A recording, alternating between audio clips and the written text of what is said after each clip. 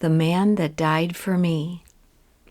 For many years I wanted to go as a foreign missionary, but my way seemed hedged about. At last I went to live in California. Life was rough in the mining country where I lived with my husband and little boys. While there, I heard of a man who lived over the hills and was dying of consumption. The men said, "He is so vile that no one can stay with him. So we place some food near him and leave him for 24 hours. We will find him dead sometime, and the sooner the better. Never had a relative, I guess." This pitiful story haunted me as I went about my work. For 3 days I tried to get someone to go see him and find out if he was in need of better care. As I turned from the last man, vexed with his indifference, the thought came to me, why not go yourself? Here is missionary work, if you want it. I will not tell how I weighed the probable uselessness of my going, nor how I shrank from one so vile as he. It was not the kind of work I wanted. But at last one day I went over the hills to the little abode. It was a mud cabin containing but one room. The door stood open. In one corner, on some straw and colored blankets, I found the dying man. Sin had left awful marks on his face, and if I had not heard that he could not move, I should have retreated. As my shadow fell over the floor, he looked up and greeted me with an oath. I stepped forward a little, and again he swore. "Don't speak so, my friend," I said. "I ain't your friend. I ain't got any friends," he said. "Well, I am your friend, but the oath came quickly, and he said, "You ain't my friend. I never had any friends, and I don't want any now." I reached out at arm's length the fruit I had brought for him, and stepping back to the doorway, asked if he remembered his mother, hoping to find a tender place in his heart. But he cursed her. I spoke of God, and he cursed him. I tried to speak of Jesus and his death for us, but he stopped me with his oaths and said, "That's all a lie. Nobody ever died for others." I went away discouraged, saying to myself that I knew it was of no use. But the next day I went again, and every day for 2 weeks. He did not show the gratitude of a dog, and at the end of that time I said that I was not going any more. That night, as I was putting my little boy to bed, I did not pray for the miner. My little boy noticed it and said, "Mama, you did not pray for the bad man." "No," I answered with a sigh. "Have you given him up, Mama?" "Yes, I guess so." "Has God given him up, Mama? Ought you to give him up till God does?" I could not sleep that night. I thought of the dying man, so vile, and with no one to care. I rose and went away by myself to pray, but the moment that I knelt, I was overpowered by the sense of how little meaning there had been to my prayers. I had had no faith, and I had not really cared, beyond a kind of half-hearted sentiment. I had not claimed his soul for God.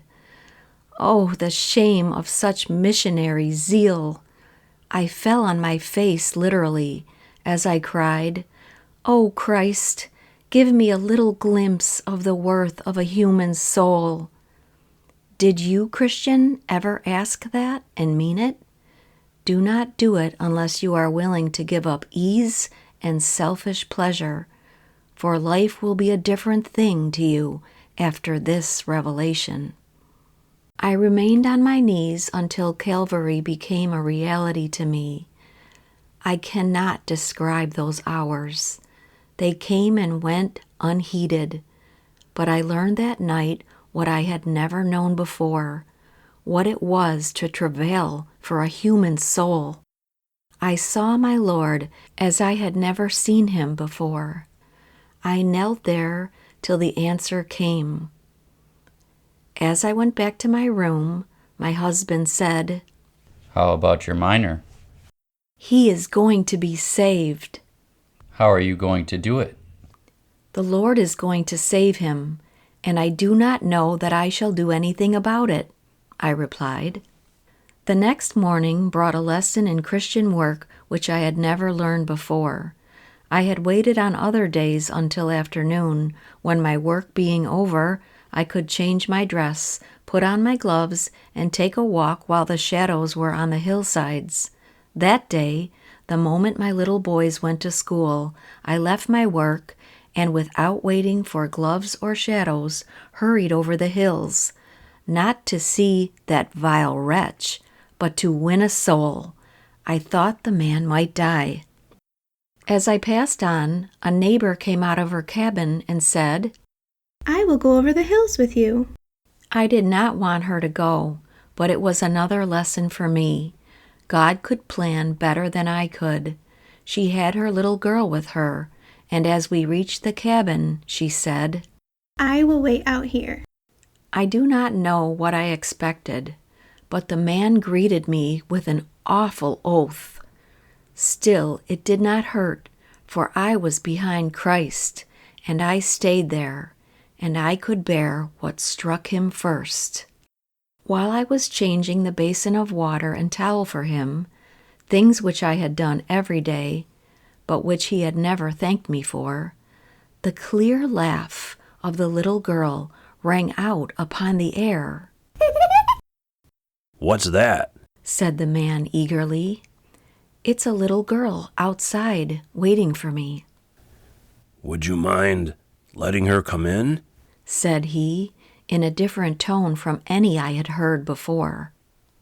Stepping to the door, I beckoned to her, then, taking her hand, said, "Come in and see the sick man, Mammy."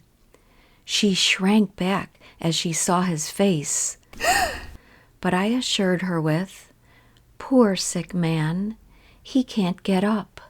He wants to see you."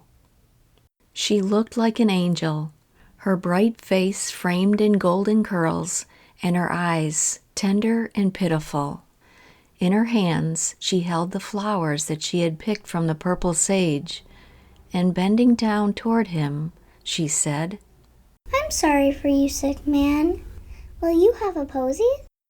He laid his great bony hand beyond the flowers on the plump hand of the child, and tears came to his eyes as he said, I had a little girl once. Her name was Mammy. She cared for me. Nobody else did. Guess I'd been different if she'd 'a' lived. I've hated everybody since she died. I knew at once that I had the key to the man's heart. The thought came quickly, born of that midnight prayer service, and I said, "When I spoke of your mother and your wife, you cursed them. I know now that they were not good women, or you could not have done it." Good women? Oh, you don't know nothing 'bout that kind of woman. You can't think what they was. Well, if your little girl had lived and grown up with them, wouldn't she have been like them? Would you have liked to have her live for that? He evidently had never thought of that, and his great eyes looked off for a full minute. As they came back to mine, he cried, Oh, God, no. I'd kill her first. I'm glad she died. Reaching out and taking the poor hand, I said, "The dear Lord didn't want her to be like them. He loved her even better than you did, so he took her away. He is keeping her for you. Don't you want to see her again?" Oh, I'd be willing to be burned alive 1,000 times over if I could just see my little girl once more. My little Mammy. Oh, friends, you know what a blessed story I had to tell that hour. and I had been so close to Calvary that night that I could tell it in earnest. The poor face grew ashy pale as I talked, and the man threw up his arms as if his agony was mastering him. 2 or 3 times he gasped as if losing his breath. Then, clutching me, he said, "What's that you said the other day about talking to someone out of sight?" "It is praying. I tell him what I want." "Pray now, quick. Tell him I want my little girl again. Tell him anything you want to."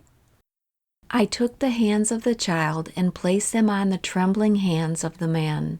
Then, dropping on my knees with the child in front of me, I bade her pray for the man who had lost his little Mammy and wanted to see her again.